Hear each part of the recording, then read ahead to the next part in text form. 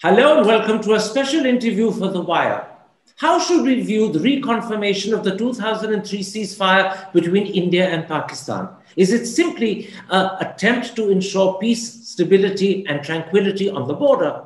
Or does it go one step further and suggest a small step towards engagement between the two countries? And if it is the latter, what further steps are necessary to ensure the process moves forward and doesn't stall? Those are two key issues I shall raise today with two voices from Islamabad, Pakistan, who perhaps have a more sympathetic and profound understanding of India-Pakistan relations than most people in that country. I'll talk to them one by one. My first guest is Pakistan's former High Commissioner to India, former Ambassador to America, China, and Russia, Ashraf Qazi. Mr. Qazi, how do you view the recent reconfirmation of the 2003 ceasefire? Is it simply an attempt to restore peace and tranquility on the border, or do you think it might also be a small step towards re-engagement between the two countries? Well, I hope it's more than just an attempt to restore peace and tranquility on the border, although that is important enough because, you know, the shelling creates an absolute hell for people on either side of the LoC. And there have been lots of casualties, and particularly on our side, of which I'm more aware. And so the people along the LoC welcome this because it makes their lives livable. However, if it's only this, it won't sort of last for very long, as we've seen in the past. It has to be more than this. And for it to be more than this, you know, some things need to happen for it to be a step towards substantive re-engagement. There's been talk about, if I may say, do you want to say something? I was simply going to say, before we come to the steps that are necessary to ensure that this goes forward, let's look at the background to why this happened. Several analysts and diplomats in India have pointed out that this is an agreement between the DGMOs on both sides, and it also speaks about addressing each other's core issues. 3 weeks before this happened, General Bajwa, your army chief, said, and I'm quoting him, "It is time to extend a hand of peace in all directions. Pakistan and India must resolve the long-standing issue of Jammu and Kashmir in a dignified and peaceful manner." And the view in India is that all of this is an indication that the Pakistan army supports this step and wants an improved relationship with India. Would you agree with that interpretation, or do you think it's a bit optimistic? No, by and large, I would agree with that interpretation, but it's not, you know, just the military. The Prime Minister himself is also has always said that, you know, if India takes one step, we'll take two steps, and that he does want to have a good working relationship with India, and both countries and indeed the region faces a number of challenges in common. So everybody's on board with the idea of trying to bring down the tension, not just along the LoC, which is very important, but also between the two countries, and to improve the lives of the people immediately concerned, that's the people of Kashmir. And so, yes, there's now how they've gone about it. There have been, obviously, even if people don't come up and openly say, there have been contacts and all, we know, and there's been have been reports, particularly from your side, that between Mr. Doval and Mueed Yusuf, there have been contacts, although Mr. Mueed Yusuf, the special advisor on national security in Pakistan, has denied this. But nonetheless, the military of India and Pakistan have been involved. But when it comes to, as you quite rightly said, when it comes to mentioning core issues of concern to both sides, the DGMOs don't normally sort of talk about core issues, and also they are fronting for more important actors. Absolutely. Before we come to core issues, another issue that seems to have struck attention in India is the timing. People ask the question, why did this agreement between the DGMOs happen now? One view on our side of the border is that it is a reflection of a nudge from the Biden administration. A second view is that somehow this is connected with India's separate disengagement with China in Ladakh, which was announced just 2 weeks before the DGMO agreement between India and Pakistan. What's your explanation for the timing? Why has this happened now?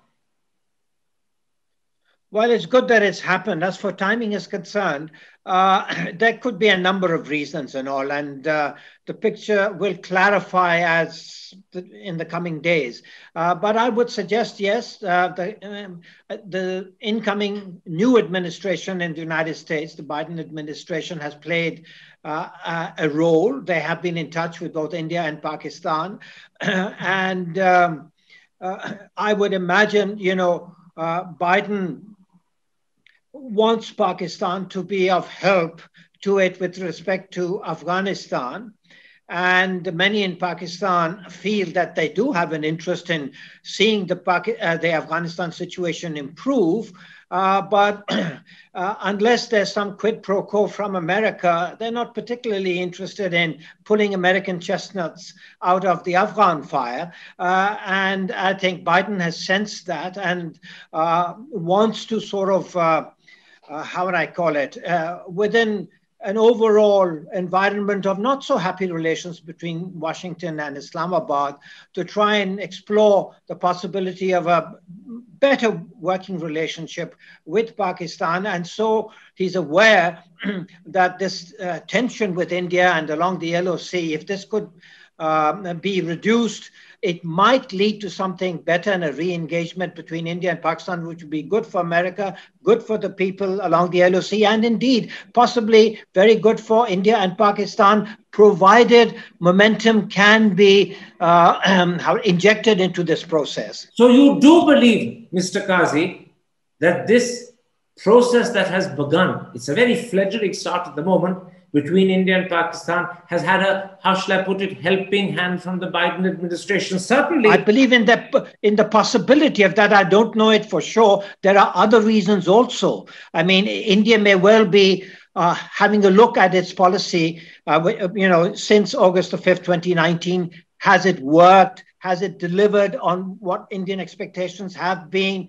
There's been a certain reaction amongst the international community, and India has other challenges also. So whether there's been a new look as to whether some kind of reduction in tension, some kind of restoration of normal relations. We downgraded the relationship after August the 5th, 2019. And then, of course, many possibilities open up with respect to possibly a SAARC summit, possible visit by Modi. Let's take these one at a time. Let's not go through the whole lot in one go. Now, one thing that has been noticed in India is what hasn't been said by either side after the DGMOs announced their agreement.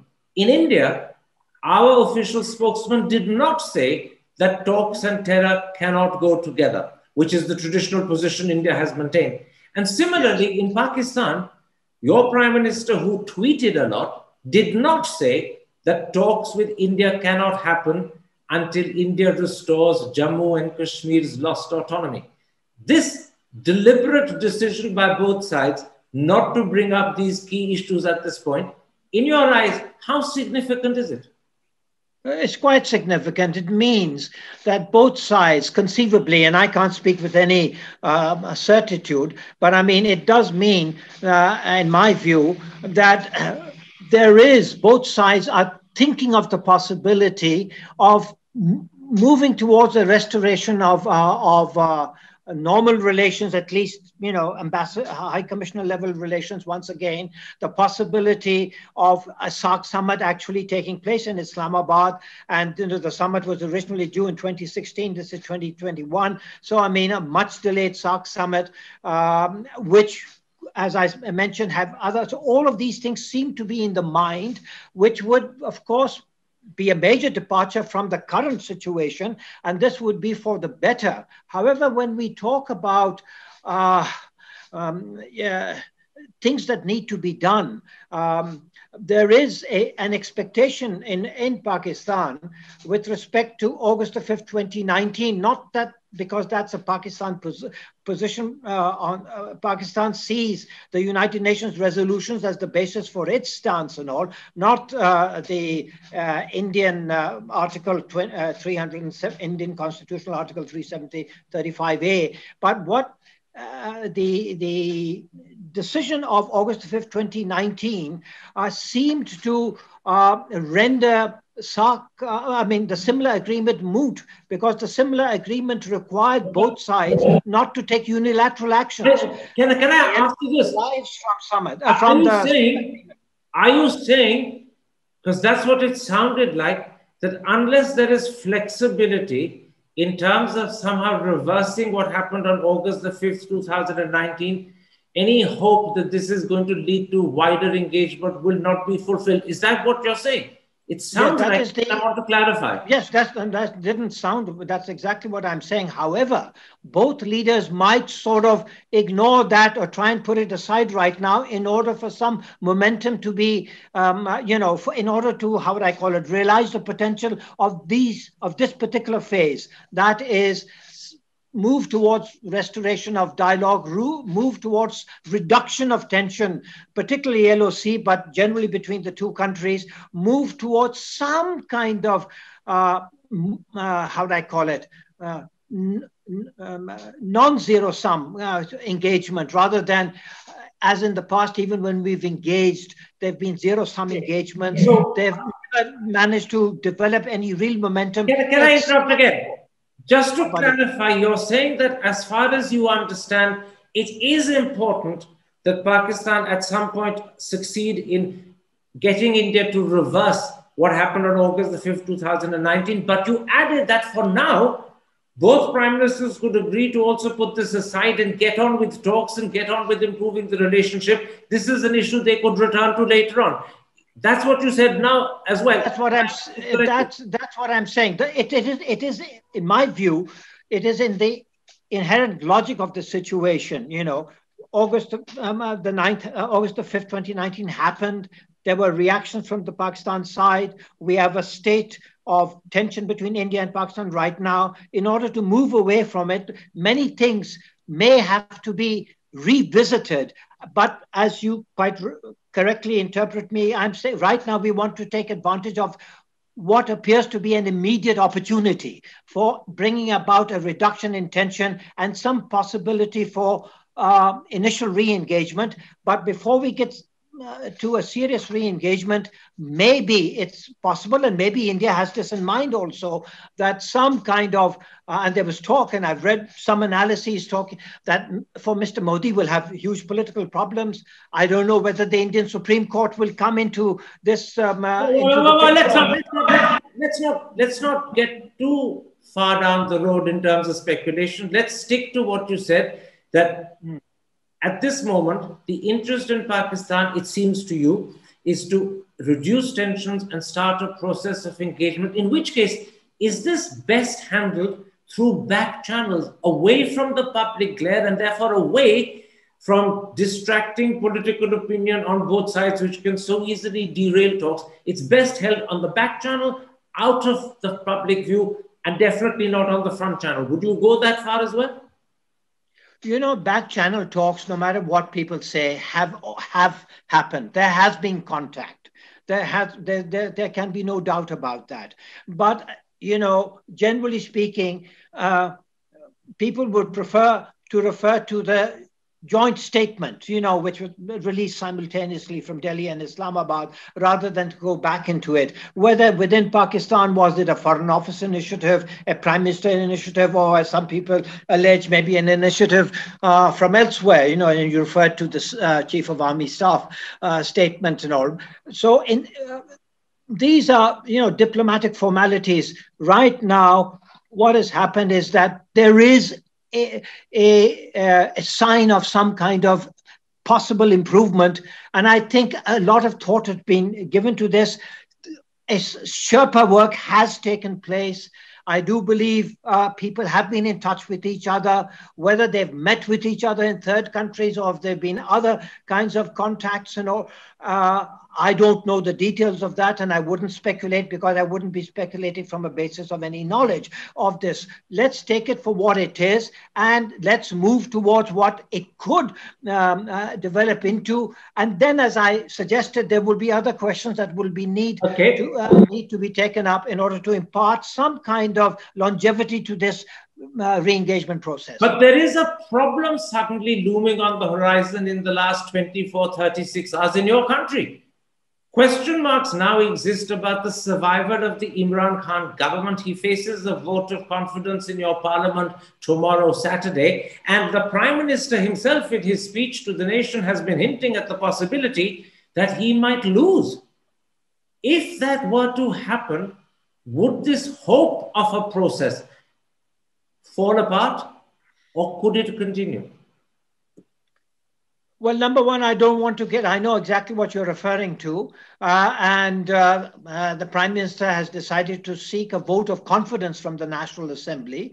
And by all accounts, he should have the numbers, but I can't anticipate the way politics unfold, even the recent election. A different question. I'm not asking you what the outcome will be. I'm asking you, if the Prime Minister were to lose, as he himself hinted at the possibility of in his national speech yesterday, can this process between India and Pakistan, it's only a fledgling process, can it continue or will it stall? No, I think essentially it could get delayed because it depends on what this what happens and what the atmosphere inside Pakistan is, etc. All of those things could impact in terms of a delay possibly. But I think the decision is already taken. And I think that decision will stand. Will stand. So I don't foresee this as reversing the process. It could slow things down immediately, or it could sideline this because other things come to the fore. This is where, Mr. Qazi, the belief in India that this has the support of General Bajwa becomes very important. If Imran Khan goes, that may be a problem that delays the process, but General Bajwa isn't going anywhere. And if he supports it, as his statements seem to suggest, this process should continue, though it may get delayed a bit. So for all the reasons that you're mentioning and all, and I won't comment on those, but I do believe that this is something which all parts of the government of Pakistan, primarily the Prime Minister, but also the COS, who is an important figure in Pakistan, are on board. And so it shouldn't sort of be much more than a conceivable delay. In which case, let me ask you this. You mentioned in one of your earlier answers the possibility that this process could lead to a restoration of high commissioners. Is that an important next stage? I'm deliberately not talking about any possibility of progress in terms of terror in Kashmir, which is a big issue. That is a long, long way down the road. But would a restoration of high commissioners be an important next step?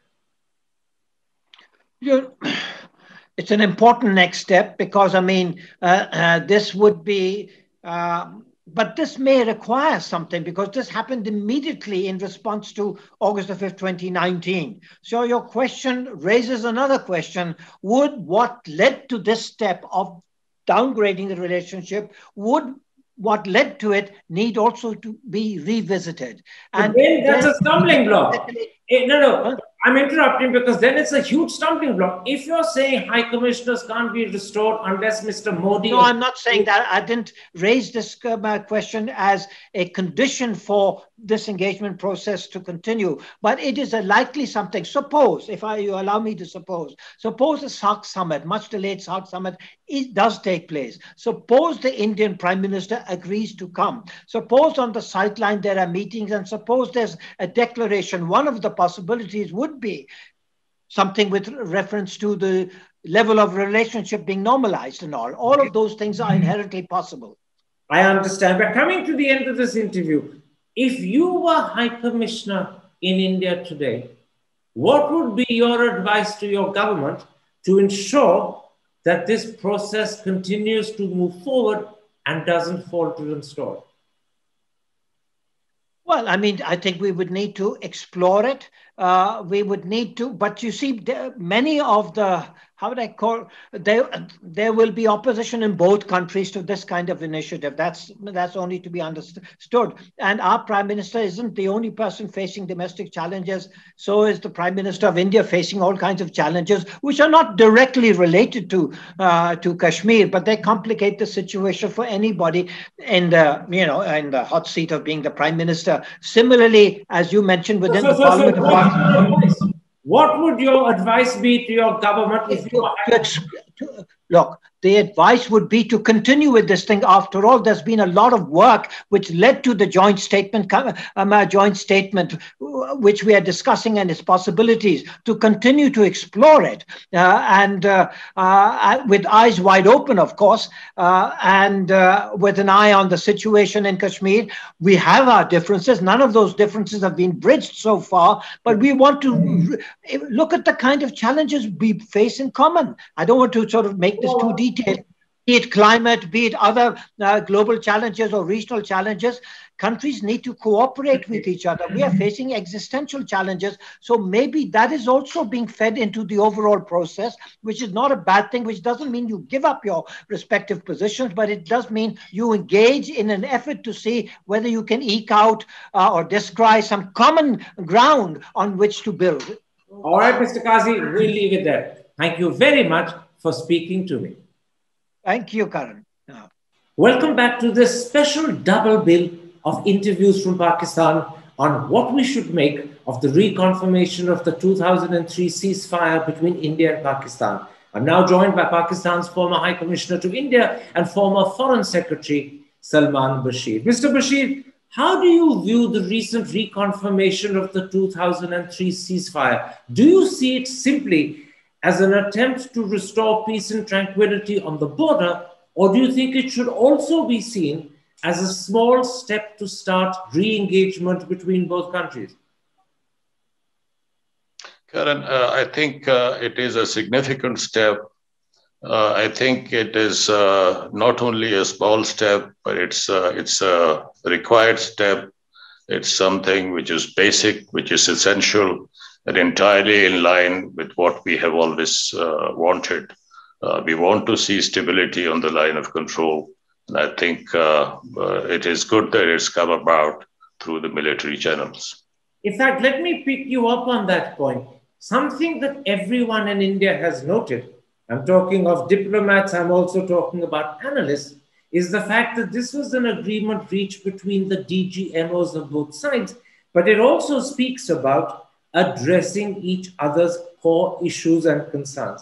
And the second thing people have picked up is that just 3 weeks before this happened, your Army Chief General Bajwa said, and I'm quoting him, "It is time to extend a hand of peace in all directions. Pakistan and India must resolve the long-standing issue of Jammu and Kashmir in a dignified and peaceful manner." The view in Delhi is that this is an indication that the Pakistan army is behind this step and is anxious or at least keen to have good relations between the two countries. Would you accept that interpretation, or do you think it may be going one step too far? Well, I think what General Bajwa said has also been said by Prime Minister Imran Khan. And as you may recall, even before he took the oath of office, he had said that if India were to take one step, he will be happy to take 2 steps forward. Both the civilian leadership and the military leadership are on the same page, as far as I know, on the importance of forging noble, good, friendly relations with India. Of course, the problem is in the detail. And of course, we are committed. I think that is the Pakistani stated policy line, to seek peaceful resolution of differences and disputes, including, of course, the core issue of Jammu and Kashmir. Let me ask you this before I go into further details. How do you explain the fact that this has happened at this point of time? It's an issue that's being pondered upon in Delhi. One view in India is that this could be a reflection of a nudge from the Biden administration. Another view in India is that this is somehow linked up with India's separate disengagement with China in Ladakh, which was announced just 2 weeks before the DGMOs made their announcement. What's your explanation for the timing? Why has it happened now? That intrigues me as well, Karan, because we have been seeing these write-ups and tweets and messages, articles, maybe intellectualized or intellectualized from the Indian side about worries of a 2.5 front situation, etc., etc. But I think what really is intriguing is this question: why now, and why has the Modi administration agreed to allow the Indian military to focus on stability on the LoC? As I said, it's a welcome development. One can only speculate. Is it a worry about the two front? Is it Biden? I don't think it's Biden, because Biden has yet to come out explicitly, clearly on the South Asia policy. Of course, there is, the situation in illegally Indian occupied Jammu and Kashmir. We have a very clear view on that. I think the Indians have lost Kashmir, at least the Kashmiris, perhaps irrevocably. And so there are a lot of, one can continue to speculate. And two, I think, allow me, if you would, without trying to sound offensive to anybody, I think the direction that India has taken over these years, the last few years, has been worrying to us in the first place, and also to the region. And, fueling communalism and fires of fundamentalism with the religious overtones is something that this region better avoid. So I don't know.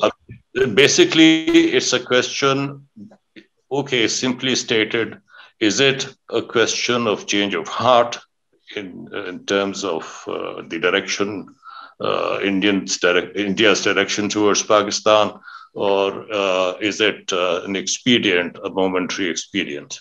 But this is very interesting, because you summed up your thinking in that last sentence. You don't think this is a nudge from Biden. You then spoke about the two-front situation. You also spoke about what you claimed was India having irrevocably lost Kashmir. And you then come down to asking a joint question: is it a change of heart by India vis-a-vis the way it views Pakistan, or is it expediency, meaning political expediency because of the two-front situation or the situation of Kashmir? You think those are the two explanations for why this has happened now? Well, as I said, one can only, sitting in Islamabad, speculate. I hope that this is a precursor to something which is more meaningful. Of course, this is very substantive, very meaningful, because it's not only that they agreed to respecting the 2003 ceasefire, but all the military agreements and understandings, which included, of course, the 1987 hotline, the airspace agreement, the other things, advanced notification of military exercises. All this is very substantive in terms of military to military content. Absolutely. But whether it leads... Carry on, please finish. But whether it leads to the resumption of talks, and on that, I think Pakistan has never shied away from talks. Let me at that point, go ahead and point this out. There is also a lot of attention in India on what both sides haven't said. In India, after the DGMO agreement became public, the spokesman did not say terror and talks can't go together, which has been the Modi government's traditional position.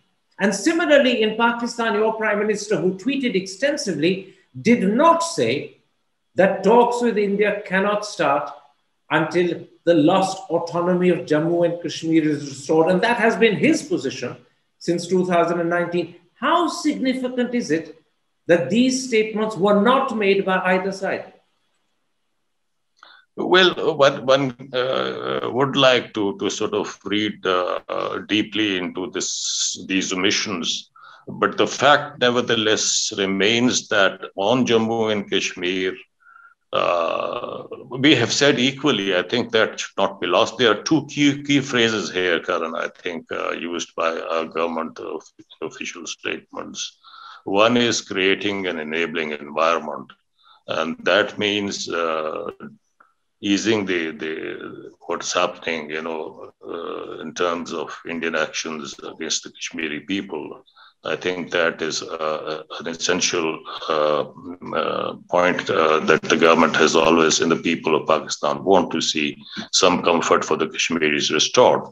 The other thing, of course, is we have talked officially about peaceful coexistence. And the third thing I think that our friends in India ought to factor in, I think it should not be taken lightly. We have said so at the level of the Prime Minister, at the higher levels.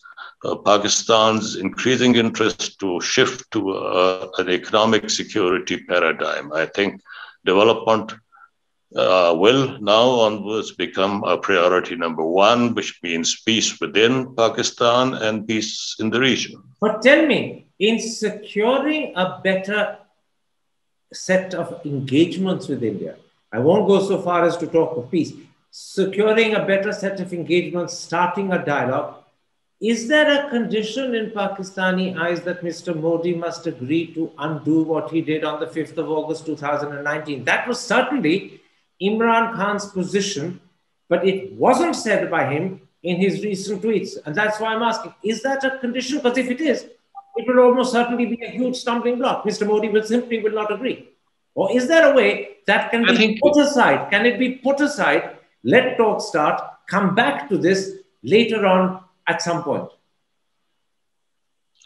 I think, Karan, so far there has been no real good communication or even some sort of communication between the two sides, either at the diplomatic or at the political levels.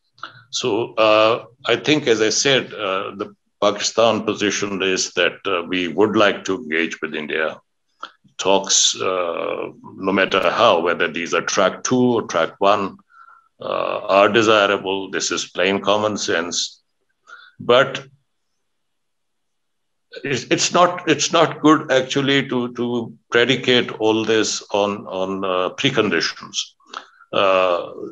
There has to be the political will on both sides, and especially in Delhi, to create comfort for the Kashmiris. That becomes a major factor in clearing the path towards a more substantive engagement. And as you know, I mean, I have served in India, and I can say with a great deal of confidence that if there is the political will in Delhi, there is a lot that can be picked up in terms of agreements and understandings, Mr. Bashir, the whole spectrum of issues. I'm interrupting you because you said a very important thing, and I'm repeating it. You said, don't predicate all of this on preconditions.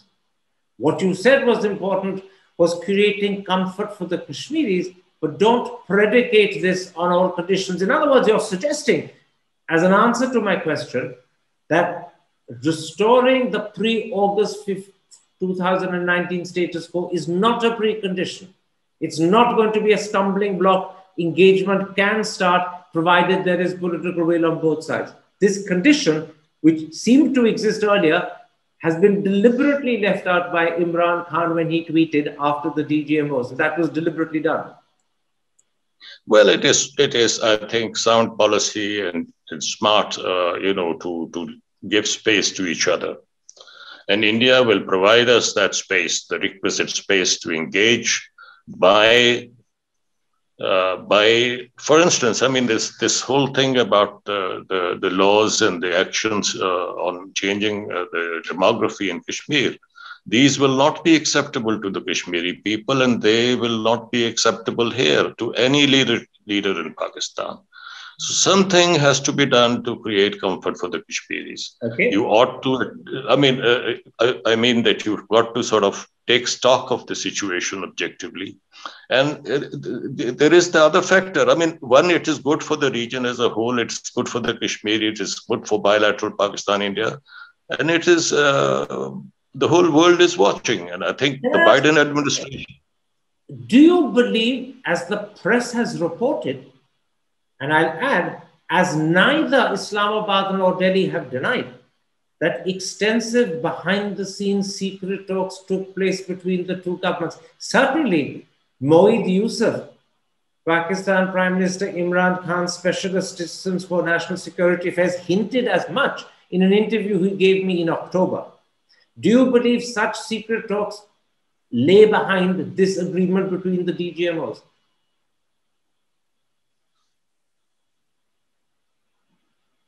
Mr. Bashir, did you hear me? Yeah, I did. No, I think the fact is that Moeed has also denied his involvement in any of these and what has been the outcome. This has been a purely military channel thing, the LoC agreement.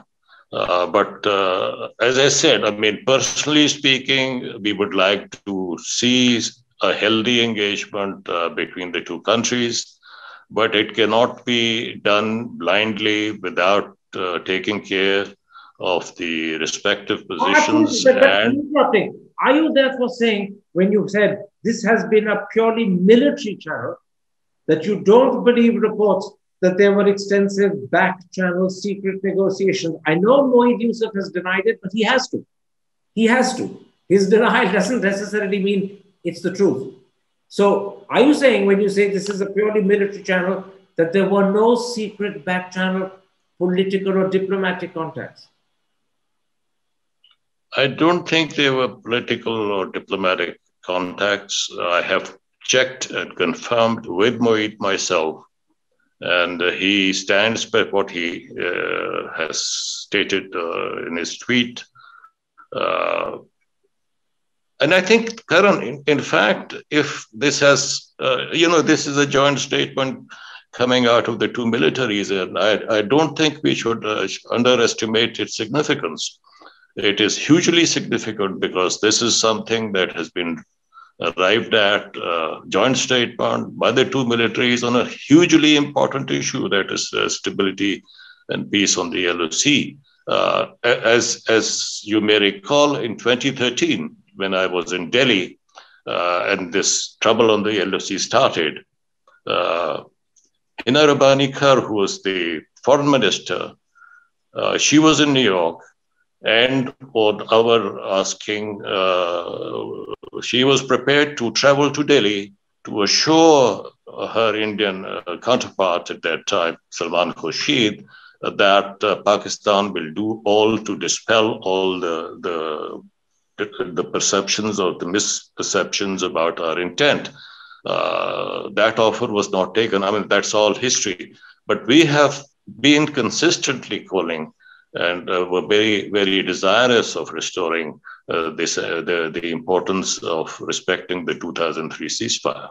And as you said, and I'm quoting your words, don't underestimate the significance of a joint military agreement between both militaries. I'm emphasizing that sentence because as we talk, there are question marks hanging over the survival of the Imran Khan government in your country. He faces a vote of confidence on Saturday. His finance minister surprisingly lost an election to the Senate just 24 hours ago. And Mr. Khan has hinted that he could lose the vote of confidence. If that happens, would this window of opportunity that is opening between India and Pakistan shut? Or, because you said this is a joint military agreement between the two militaries, would the hope of engagement continue?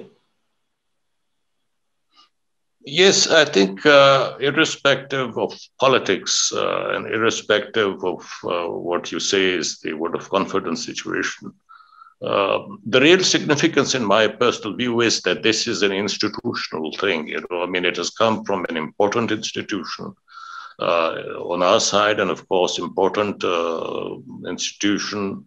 It's done by the institution, so the political masters can sort of deliberate and lead the way, but the institutional connect is important. And therefore, this is there to stay insofar as Pakistan is concerned. But what is a question mark, nonetheless, in our minds is whether it is expediency that has driven, because, as we see it very clearly, and let me be frank, Pakistan is a domestic matter for the government in Delhi. It is a vote getter. Pakistan boogie has been used by the BJP to win votes, and that is our perception, and that is how we see it. Unfortunately or fortunately, but again, I don't know. I would not say that. You said this is an institutional matter from your side, and you made it clear you were referring to the army. You also said this is therefore here to stay. So whatever may happen to Imran Khan's government tomorrow, day after, or whatever, the understanding is between the two armies. And that understanding includes, because that's part of the DGMO agreement, each other's core issues and concerns. So clearly it's not just limited to peace and tranquility on the border. So the armies will continue, General Bajwa will continue, and this process can continue provided there is goodwill on both sides. That is what you're saying. Yes, and let me just sort of contribute in a positive manner, because pre-2019, of course, we were in touch with your high commissioners here, and they know it and they can verify it. You can talk to them. The fact is that because there were always these doubts about what is the military take on Pakistan's military take on India. I think General Bajwa has clearly stated, and he has steered the position of Pakistan in a way towards, it's for Pakistan, development and stability is important. Economic progress is important. That's why we are, in the CPEC, we are building our infrastructure, energy projects, whatnot. That is priority number one. So therefore, a direction towards peace with India makes eminent sense. That's the explanation. And this has been the view of General Bajwa. I know for sure, and I can state on good authority. So that, and therefore, if a joint statement is worked out by the two DGMOs, that is something very significant. One should not underestimate. It's well, again, you said something very important. For General Bajwa, what is very important is development and economic stability, and therefore a direction towards peace with India is very important. And as you said, this is General Bajwa's view. I know for sure, I can state on good authority. I won't embarrass you by asking whether that means you've actually heard this from the horse's mouth. It certainly sounds as if you have, but let's move on. I'm coming to the end of this interview. It's far too early to speculate about any credible progress in terms of Kashmir and terror, which are, of course, the key concerns of the two countries.